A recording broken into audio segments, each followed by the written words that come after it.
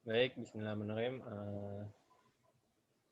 Kami dari kelompok 19 akan menjelaskan rancangan program coaching kita yang bertemakan tentang kindness. Di sini saya ada Ibu Evanril sama rekan saya yaitu Putri Yulita. Yang pertama di sini ada definisi kindness sendiri. Menurut Kamus Oxford, kebaikan atau kindness adalah kualitas yang dimiliki individu dalam bersikap ramah, peduli, manusiawi, dan perhatian kepada makhluk hidup. Menurut Peterson dan Seligman, kebaikan adalah karakter yang menggambarkan kecenderungan yang luas untuk bersikap baik kepada orang lain, untuk berbelas kasih dan prihatin akan kesejahteraan orang lain, untuk melakukan bantuan kepada orang lain dan juga melakukan perbuatan yang baik. Kalau menurut Sie, kebaikan sebagai sikap dalam bertindak dapat mempengaruhi dalam pengambilan keputusan, khususnya keputusan yang dihadapkan pada dilema moral. Kemudian di sini ada faktor dan juga bentuk kekuatan karakter kebaikan. Yang pertama itu ada perasaan. Perasaan ini bagaimana cara individu untuk mengelola perasaan mereka ke arah positif menjadi kebaikan yang tulus. Dengan kata lain, jika individu berada dalam suasana hati yang buruk, individu tersebut akan berperilaku yang baik dengan cara yang tak terbalas. Kemudian faktor yang kedua ada intelijensi.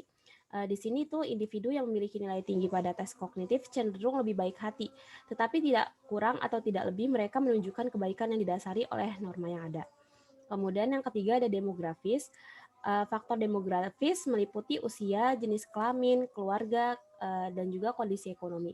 Seiring bertambahnya usia, kebaikan yang tulus lama-kelamaan akan menurun, sama halnya kebaikan yang disebabkan oleh norma.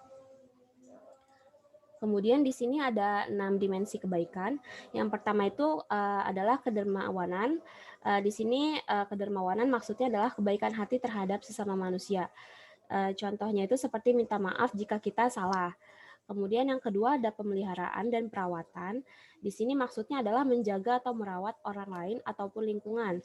Contohnya saling melindungi satu sama lain jika terjadi sesuatu dan juga menjaga perasaan orang lain. Yang ketiga ada kepedulian. Di sini maksudnya adalah memperhatikan orang lain. Contohnya menghibur orang yang terkena musibah, menjenguk teman yang sakit, dan juga saling tolong menolong.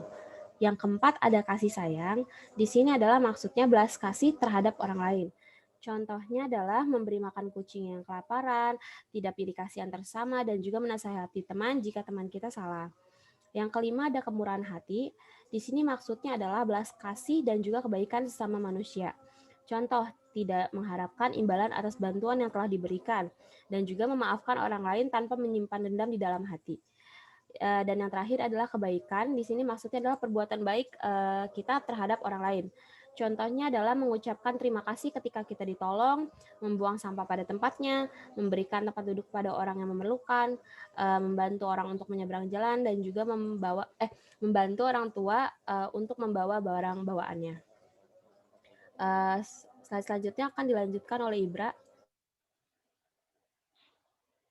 Baik, selanjutnya yaitu partisipan.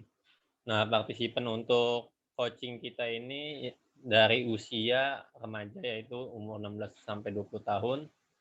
Yang kita cari itu pelajar dan karyawan, jumlahnya ada 5 orang.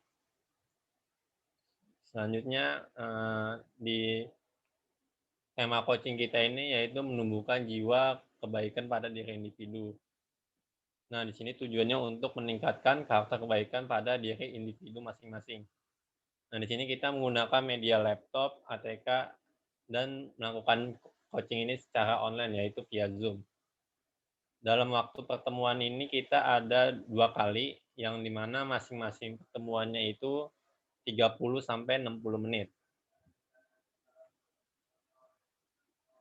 Nah, lalu selanjutnya schedule dalam coaching ini ada 2 pertemuan. Pertemuan pertama itu kita memperkenalkan diri antara coaching dan yang bakal kita coaching. Selanjutnya menyampaikan tujuan dan maksud yang bakal kita lakukan. Yang ketiga, kita membuat kesepakatan agar kegiatan ini berjalan dengan lancar. Selanjutnya juga kita menjelaskan materi tentang kindness dan dilanjutkan dengan sesi diskusi. Terakhir kita memberikan tugas tentang hal baik apa yang mereka lakukan selama 24 jam terakhir. Lalu di pertemuan kedua kita ngebahas cuma 3.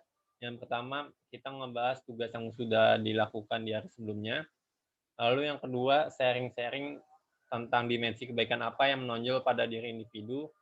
Lalu yang terakhir ditutup dengan kegiatan kesimpulan, karakteristik, kindness, dan melakukan sesi foto bersama. Baik, sekian dari presentasi kami. Kurang lebihnya mohon maaf. Wassalamualaikum warahmatullahi wabarakatuh.